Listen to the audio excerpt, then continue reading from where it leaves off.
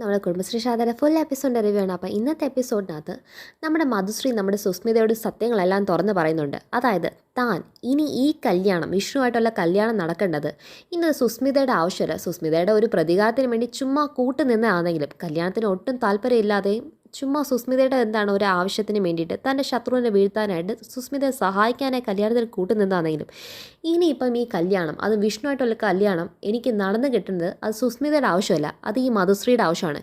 ഇനി അത് എൻ്റെ ആവശ്യം തന്നെയാണ് മധുശ്രീ സുസ്മിതയോട് പറയുകയാണ്. കാരണം വേറൊന്നുമല്ല, ഈ പറയുന്ന മധുശ്രീയുടെ ഈ ജീവിതത്തിൽ അന്ന് സിവിൽ സർവീസ് വേണ്ടാന്ന് വെക്കേണ്ട വന്നതിൻ്റെയും എല്ലാത്തിൻ്റെയും കാരണം ഒറ്റ ദിവസം കൊണ്ട് മധുശ്രീയുടെ ജീവിതത്തിനെ മാറ്റിമറിച്ച വ്യക്തി, ആ വ്യക്തി മറ്റാരുമല്ല, ആ വ്യക്തി നമ്മുടെ ശാലിനി തന്നെയാണ്. നമ്മുടെ ശാലിനിയും മധുശ്രീയും തമ്മിലുള്ള ബന്ധം അത് ചെറിയ ബന്ധമല്ല, അതൊരു ഡ്രഗ് കേസിനകത്തുള്ള ശാലിനിക്കും അതുപോലെ തന്നെ മധുശ്രീക്കും ഇടയിൽ വന്ന വലിയൊരു പ്രശ്നത്തിൻ്റെ ഒരു വെല്ലുവിളിയും കാര്യങ്ങളും എല്ലാമായിട്ട് വന്നൊരു കാര്യമാണ്.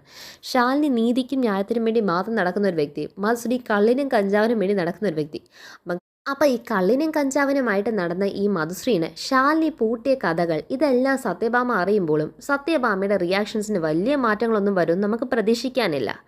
അപ്പം ഇനിയുള്ള എപ്പിസോഡിൻ്റെ ഡീറ്റെയിൽസ് എന്തൊക്കെയാണെന്നുള്ള കാര്യം ഉടൻ തന്നെ റിവീൽ വരുന്നുണ്ട്. ശാലിനി എന്തായാലും ഉടൻ തന്നെ എന്താണ് വിഷ്ണുവിനെ കണ്ടുമുട്ടാനുള്ള എല്ലാവിധ കാര്യങ്ങളും എപ്പിസോഡിനകത്തുണ്ട്. അതിനി ഒരു 2-3 ദിവസം കഴിയുമ്പോഴുള്ള എപ്പിസോഡാണ്. ഞാൻ എന്തായാലും അതിൻ്റെ ഹിൻഡ് തന്നേ ഉള്ളൂ.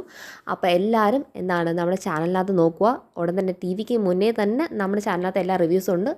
അപ്പോൾ എല്ലാവരും കാണുക. താങ്ക്